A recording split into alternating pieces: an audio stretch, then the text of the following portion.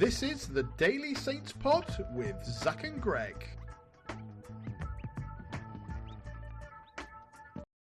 Hello and welcome back to the Daily Saints Pod. My name is Greg, and as always, joined by my good friend and wonderful co-host, Zach. How you doing, mate? You're right. Hello, You're mate. excited for this? It's a big one, isn't it? Regardless of where we are in the season and how we're feeling or whatever, South Coast Derby is always massive, always important. You know, we won a game, so it's nice to go into that off of the back of a win and not a horrific loss. I just hope the players are fired up for it. Really, I don't think we need to be fired up for it. Right? Fans are always going to be, sort of gunning for a South Coast Derby. So, all the players, that's the real question. Yeah, well, I mean that is the real question, right? That is what we have questioned in the weeks leading up to this. It is the big question of the squad: is do they have the mental fortitude, the cojones to step up to a big Derby Day game and do it slightly better than they did last time? Because the one at St Mary's was, for all intents and purposes, naff. If I'm honest, mate, wasn't a lot to go off, was it? It was tetchy, it was nervy, and I feel like there's still probably a really good chance that that's pretty much how this one plays out. Right? Yeah, I don't know. It kind of feels like it's building up. I don't know. The last game felt like it was a build up to this game because you're right. It kind of just ended in nothing. Both teams too afraid to kind of really lose. I guess that's kind of where we're at. Whereas this game, I feel like it's going to be a bit more fiery. You know, Portsmouth have to start getting wins under the belt, and they know that it will help them get out of the sort of floating around relegation. If they get a win against us, we know it can kickstart. I'm not going to be dramatic and be like our promotion campaign, but I think that Tonda and the team are extremely aware of how important it is. And Tonda will be aware that it's probably one of the criticisms of Will Still's reign, right? Was that it's just a flat game. For the most important game that was coming up in ages. A lot of what we talked about with Still was sort of like him coming through the door and he even getting in the taxi and being like, you need to win the South Coast Derby, you need to win the South Coast Derby. And I guess for Tonda, it's a chance to kind of change the impression because currently, although not a lot of the anger is directed at him, it's directed at Sports Republic. Imagine becoming a side character when you're the head coach of the team. And that must not be great. And like even yesterday when he was trying to celebrate the win, it does very much feel like a sticky plaster, right? So I think it's a huge game for both sides. It always is, but I think there is definitely, as the season has gone on, added elements to make it more spicy if we even needed that. And plus, it's away from home, so it's always going to be like I don't know, slightly more difficult and slightly sweeter if we win, right? So yeah, absolutely. I mean, you always want to go and win on their turf, and I mean, we still sing about the last time we did it. Even if we did boo, one of the players that got one of those famous imaged goals that's painted on all of the videos yesterday night. Look, mate, we are anything if inconsistent. As a fan speaker, that is a way to describe us at the moment. But yeah, it's going to be big. It's going to be important. It's going to be an interesting one. I've got a couple of things before we get into like the teams and the tactics and all of that fun stuff. My sister-in-law, who, as you know, I go to the games with, made an interesting point to me last night, and I didn't mention it in the match review, but something about our team and their, I don't want to say lack of, but they don't show a huge amount of togetherness.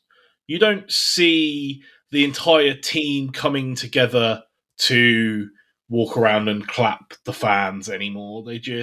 Some do, some just about do the bare minimum that the manager is going to expect, and that's kind of it. And Harwood Bellis always comes over, and Leo always comes over and gives away his shirt, and I saw Jay Robinson give away a shirt last night, but you don't see that as a group of individuals. You don't see them coming together as a team to enjoy that moment. And I wonder if that's some part of the struggle in the mentality building, right? Like if Maybe. It's harder alone than it is together, right? So I don't know. It was just an observation, but I don't know if you can read too much into it or what. But just an I interesting one. I think it's hard for there to be a sense of togetherness when so much changes so quick and so often. Even Mm. the setup of the football team, right? Like we've had, when we played Middlesbrough and we had what we would consider to be arguably our best team out. You've already still like that was we played that team like 3 or 4 times. We haven't had a solid 11 for so long. On top of that, there's the chopping and changing of goalkeepers, chopping and changing all the time all across the space. You've got players that have disappeared out on loan that we wouldn't have expected to, players that still haven't left the building, players that, you'd expect to be an integral core part of this team, like Romeo, who is playing in the under 21s, and there's, conversation around him. It's like, oh, he's around.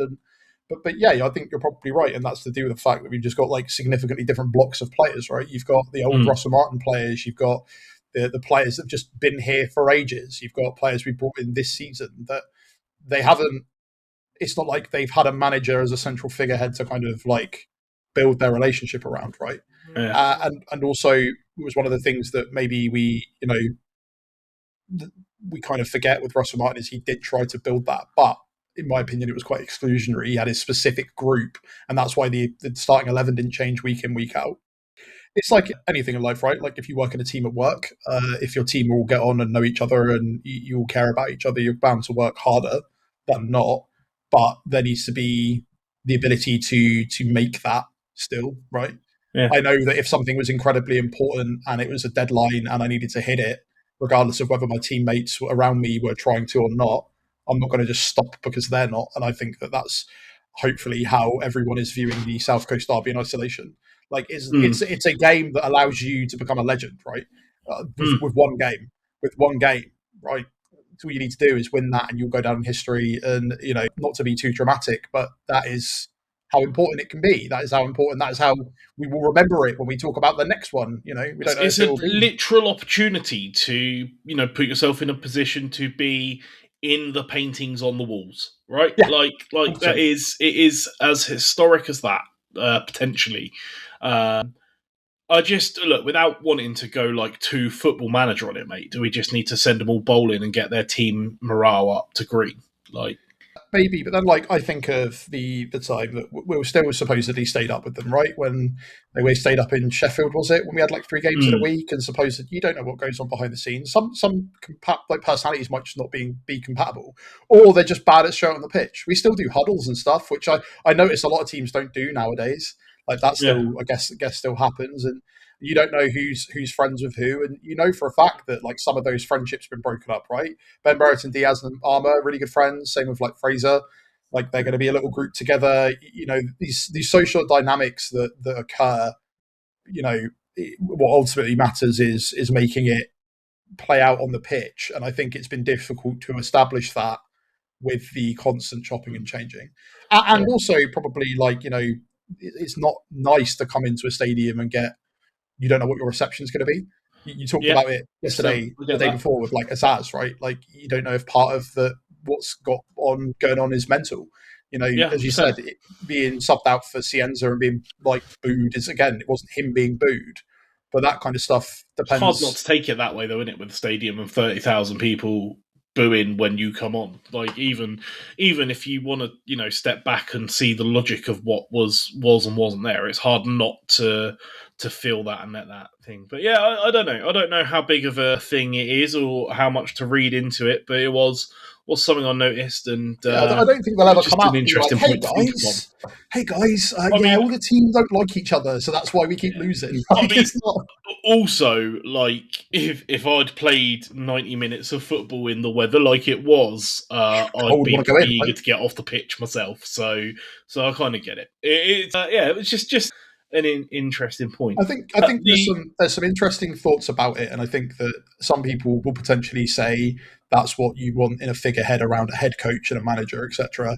And that's been some of our criticism, under still some of the criticism that's under Tonda is that yeah, maybe you don't have that kind of especially where I don't want to bring the age up, but like if they're the same age as you, I think it's difficult for you to have sort of mm, a paternal bond and try and build that, but Do we also want to see that? I don't know. What matters is that if they can put together a team performance for Sunday, and we can, we'll be happy.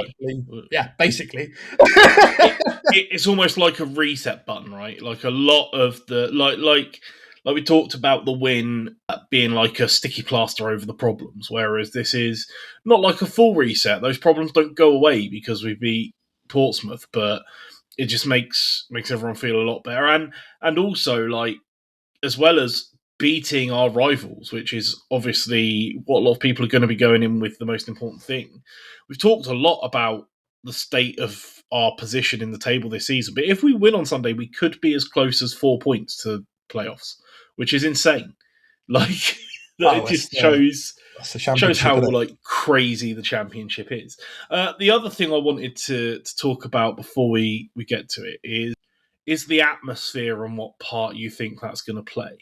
Now, like at St Mary's, we saw it was a slightly dampened atmosphere, and I think that was a lot of the way down to the police trying to wrap away fans in cotton wool, really, and just almost overdoing it completely. And I mean, I've spoken to a few of the guys who managed to get tickets for Sunday.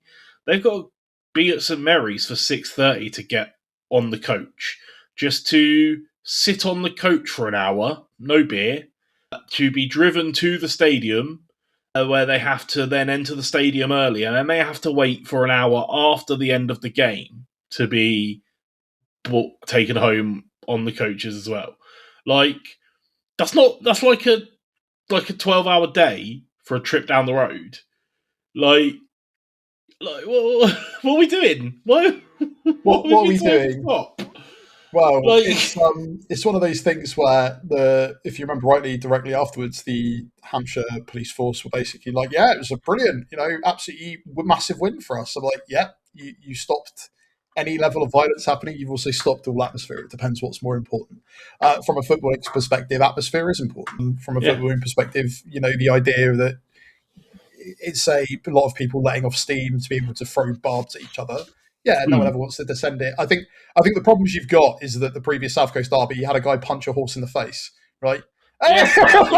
So because of that, unfortunately, it's like anything in life. If you run it for the money, but the extremes that have been taken from both sides, the build up to the last South Coast derby, which has not happened this time around, probably because the amount of time has been too short. You had like people stealing John Westwood's hat.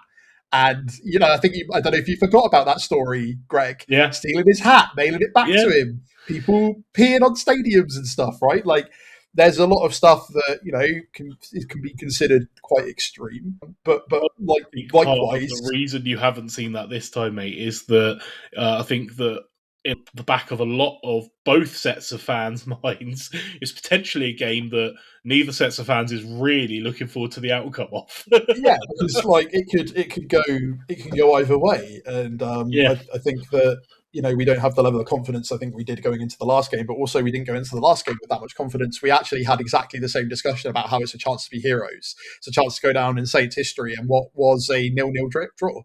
It was so anticlimactic, whereas this time round, like even from a content creation side, from our side, right, and even noticing some of the other podcasts, like there's not been half the buzz. Like we've not. I was going to supposedly do a history of the South Coast Derby before this one, do my research and stuff, but it's kind of just come out of nowhere. And with the run that we've been on, the quality and the side and the sort of weird atmosphere, again, like a lot of the focus has been elsewhere. So yeah, I think you're right for both sets of fans. It's kind of like, oh yeah, we've got another one of these, because the first one felt so flat. It could be massively exciting. It could end up with a really high scoreline. We don't really know. But I do agree with you that I think that over-policing has probably sucked the atmosphere out of it. They will say mission accomplished, but from a rival perspective, like, it kind of sucks. But then you've seen some of the scenes over the last couple of years with like Sheffield United and Sheffield Wednesday, and it's difficult to strike the right balance of like safety and also just allowing people to like vent their emotions. I don't think there's an easy answer. Gone too far the other way this time. Agreed. I think that it's ridiculous, but it's like they'll argue that it worked because nobody, they made 2 arrests and they were for blokes pretending to be stewards. That's mental. That in comparison to what the usual arrests will be for, punching a horse in the face. fraud. And look, let's not get it twisted. I still imagine that our fans that will attend and are attending are going to be in full voice and make us proud, as they always do. Our away 100%. support It's is just frustrating, isn't it? Because they're going to be sat around for 6 hours. But I just feel really bad for them, and I will enjoy a beer from my sofa on their behalf to take that for the team for them. Right, mate. Look, let's get into the nitty gritty and the predicted lineups and the team news. The obvious question we have to start with is: we're going to swap Alex McCarthy into goal? No, sorry, that was a few weeks ago. Back four, right? I mean, that is an interesting one because, again, the man that knows the weight, and I think I predicted him to go in the last South Coast derby, and he didn't. So no, it would feel a bit feels weird. New goalkeeper going into such a heavy game, and I guess that's modern football. There's probably not because of such a quick turnaround and transfers in and out, and teams not quite knowing. I don't think it really matters, but I guess he'll remain in. I'd be surprised, but. If it's a game out of all of the games in the future that would have Alex McCarthy in it, it's the one I'd be least surprised that he would be in. But I would still be surprised they'd swap him out. Back four, why would we not? It ain't broke, don't fix it. I mean, honestly, without trying, as I've tried my best to do all season, completely diminish this segment into its smallest piece, I'd be more or less happy if we were unchanged coming in. There are changes I would expect to probably see, but I think I'd be happy with an unchanged. You think Ross Stewart can manage another start? I mean, that man looked knackered by the end of... Yeah, but that's my point. He's got 4 days to recover. I think he'll start. Yeah, okay. I suspect that we'll see Manning come back in for Wellington. Interesting. And I think we'll still see Harwood, Bellis and Stevens as the partnership. It makes sense. Stevens makes sense. Club captain, big, massive, huge game. There's an expectation that he would be playing, right? The same with Taylor Harwood, Bellis. Like, he's already done an interview, I think, about the game. Sort of the classic sort of, oh, you're Roy Keane's son-in-law. So, like, did you get to take some experience from him, etc., etc. So, like, I'd expect to see him in the right back will be interesting. Because I presume it'll be Gillette if he can manage it, because we don't have anyone else who can play there, do we? Or do we not back? Yeah, because they've talked about him being in. Like, they've talked about it a bit more since. I can't remember where I saw it. Yeah, probably one of the old reliables. Is chucking him straight back into the South Coast derby where you want him to come back? Like, I don't know if that's the best idea, right? But this is the point. This is like where you could become heroes, right, of the story. And it depends. Again, like Leo pointed out, it's far more about personality and willing than necessarily anything else, right? And so if somebody comes back, been with the club a long time, probably a lot longer than some of the players in our team, we need to remember, just because he's not been here, has obviously come back off loan and has been happy to come back off of loan to play with us. I don't know. I could see him, and also physical player. It's going to be a physical game. I wouldn't be disappointed to see him in. I always liked Bree. I think that he will do a very good job at right back. And like you say, slightly more physical than Gillette, who's a bit like fellows on the smaller side. Yeah, but then I guess moving up the pitch, Yander still consistently one of the better players for me. Yeah, Downs specifically didn't get himself booked in, presumably in an effort to not miss out on this game. Surprised because Shea Charles got booked. He didn't get booked. Yander got booked.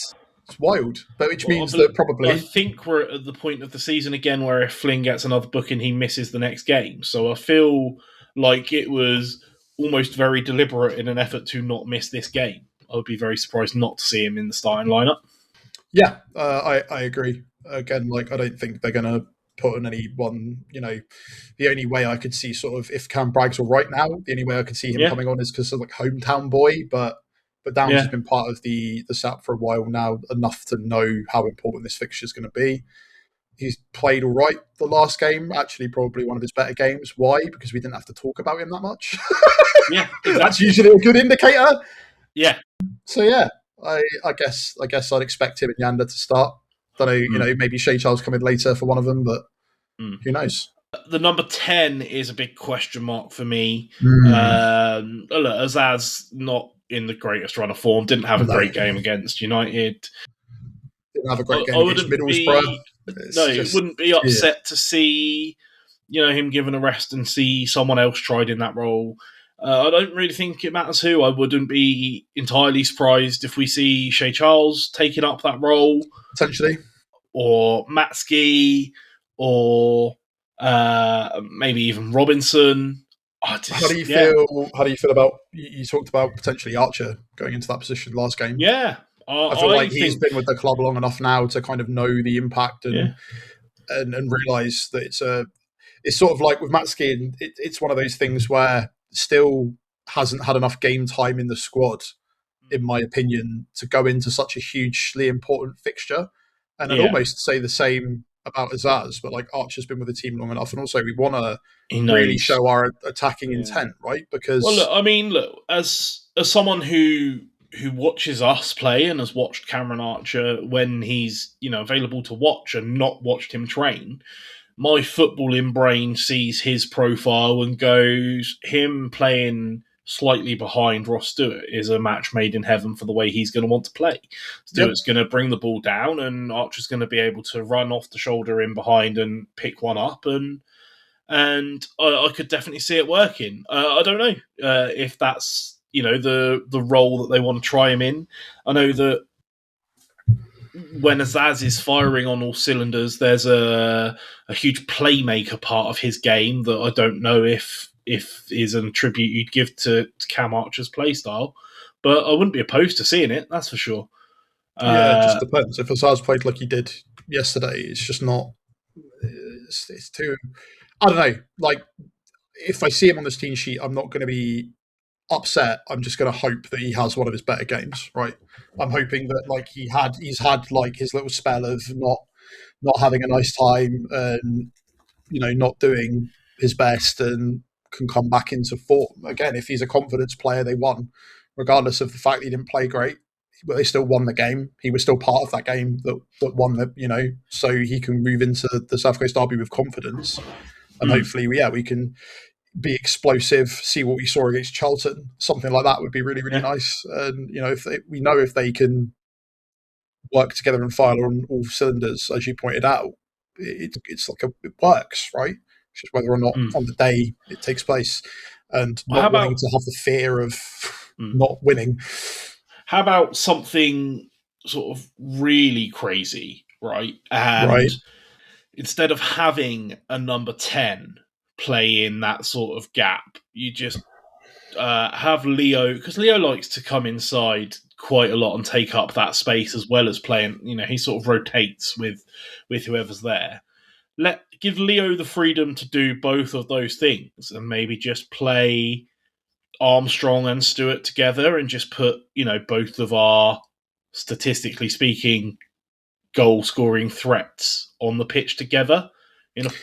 Two strikers playing off each other with profiles that work. Is it crazy? Is it that crazy? No, but it really depends on how Portsmouth are going to set up as well, right? Like, it's a thing that I think sometimes we struggle as, because of how much we focus on our team. We always have a focus on, some of the times the tactics do take us by surprise. And I'm not going to lie, I don't really pay enough attention to Portsmouth to know how they're going to set up. And I don't know, can't really name at this point pretty much any of their players other than what's his name, Murphy. And like, that's just because it's not a team I spend a lot of time about. And I know that there are other fans that take a different approach. You should obsess about your rivals and always know what they're doing and always know what they're up to. And I'm sure that they will be studying the tape no matter what, and going over all of the last footage and going over how they've played the last couple of games and when they've been good and when they've not been. And if they feel like they're able to exploit that by shoving two strikers on, I'm sure we'll see it. I just hope that regardless of what happens, we set up in a way that doesn't make us go and isn't overly defensive, because we're going to want to score. Yeah. And it's a chance to, the last thing anyone wants to see is the team sheets come out at 11 o'clock on Sunday morning and it'd be another 5-back. Yeah, like just Taylor, Hardwood, Bellis, Stevens. Like, okay, great, okay, cool. That's depends on, again, like injuries and stuff, and fitness will be important. We don't know. We haven't had the press conference yet because, well, to be Tonda fair, loves this is leaving it the late. game, and Tonda doesn't really like press duty. You can kind of tell at this point, unless it's post-match winning, right? Yeah, literally the last thing he possibly thinks about. I think the last one was like 4:30 on a Friday. It definitely felt true, but you do still get slightly more information than you got out of Juric, which like you could sum that whole his press conferences up in 2.5 minutes. They could have, like, they are the epitome, or they were the epitome of this could have been an email, right? Yeah. Whereas, I think that there's been a lot of different questions have been asked to Tonda this year, and I don't know if he necessarily knows how to answer them all. At least in some of the responses he's given. But we don't know necessarily what the fitness of the squad is. But you're right, having our two quote unquote statistically best attacking options on the pitch would be good. It's just whether or not it actually pays off, and do you want to risk that in a game that is this important?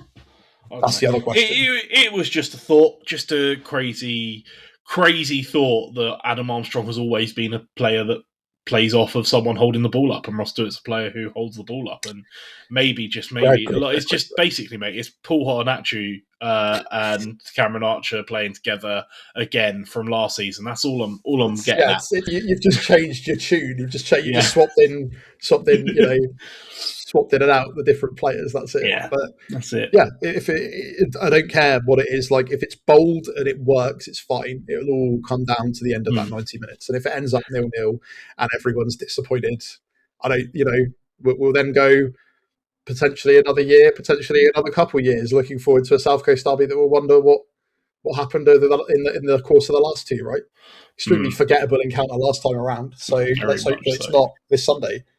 Indeed. Well, look, let's get to the crux of it, mate. Let's get to the bit that everyone wants to hear, and work out what we think the score's going to be before I throw over to you to get the thoughts. The little AI spiel based off of not a lot of Saints in Portsmouth says a Saints win with over 2.5 goals. So it's got expectations of the game. I don't know if I agree with them. So I don't know, mate. How you feeling? What do you think the score's going to be? I'm stuck between 3-1 and 3-2. Like, I can't work out if we go. I feel like we're playing a team at home that are absolutely gunning for us. I feel like it would be an incredible show of character for us to go 2-0 down and then in the second half score 3 goals. I don't know if that's the playbook. I just have a feeling it's not going to be easy. I don't think we'll manage to keep a clean sheet, but I do think that we definitely have the firepower to win that game. And, goals from, in my opinion, Leo, Fellows, because he's due one, and this would be an incredible place to go down in history, and maybe Ross Stewart, because I think that for somebody that's been in and out and had all the injuries that he's had and had little purple patches here and there, I think it would just be a really nice way to cement him as a person that's remembered playing in a Southampton shirt down the line, right? Because, I felt really bad for him, quite frankly. There are times last season, mate, when we were talking about him and we genuinely forgot he existed. There were times that you forgot his name after we signed him, because we technically signed him in the Championship and it had been that long, right? So, that's how I feel.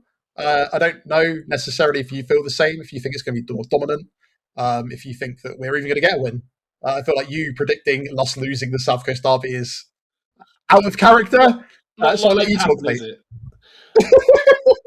I mean, if I'm being wholeheartedly honest about my gut, the vibe I'm getting is that it's going to be the worst 0-0 draw in the history of football. Just like a terrible game in a draw that does nobody any favours. But I don't think I can head into the weekend with that vibe. I think it would do a fantastic episode on how over-policing ruins atmosphere in the follow-up, because I feel like that's where you're at, is that you thought the 0-0 was because everyone was so stunted because of the over-policing, and you still think that's going to happen. No, but I just don't feel right putting that out into the universe as my prediction. So let's go 5-0. Right, okay. Bit of I see. It's a bit of a jump from what you think 0-0. It's a goal more than last time, and somehow we're keeping a clean sheet during all of that. So look, I'm putting I'm just putting it out in the universe in an effort to bring it into existence, right? And we're just going to have one goal each for like the entire front line. Just everyone taking turns, and it's going to be fantastic, and we're going to love it, and we'll sing about it for decades to come, about that time that we, in one of our poorest runs of form, in a position that some of our fans are calling the worst we've ever been, go we down get a and, and smash them 5-0. We'll see, mate. We'll see. I'm hoping to will it into existence, and I mean, it's all that's going to be playing on my mind all weekend. So let's hope that it comes true. 100%. Let's hope. Here's hoping. But look, that's it, mate. This is all we've got time for before then. So look, let us know in the comments or on the socials how you think it's going to play out. If you're looking forward to it, if you're going down to Fratton Park, let us know. We'd love to hear from you. We are Daily Saints Pod everywhere on TikTok, Blue Sky, Instagram, Facebook, YouTube. Hit us up. Let us know. Give us a like and a subscribe while you're there. We're a newly independent podcast, and all of that stuff goes such a long way to helping us out. We would really appreciate it. But until then, I hope you will have a wonderful weekend. We'll be back after the weekend to discuss it, whatever happens. But we're going to win 5-0. And when that happens, it's going to be a jubilant episode. But until then, everybody, have a wonderful weekend. And come on, you Saints! Whee! This is the Daily Saints Pod with Zach and Greg.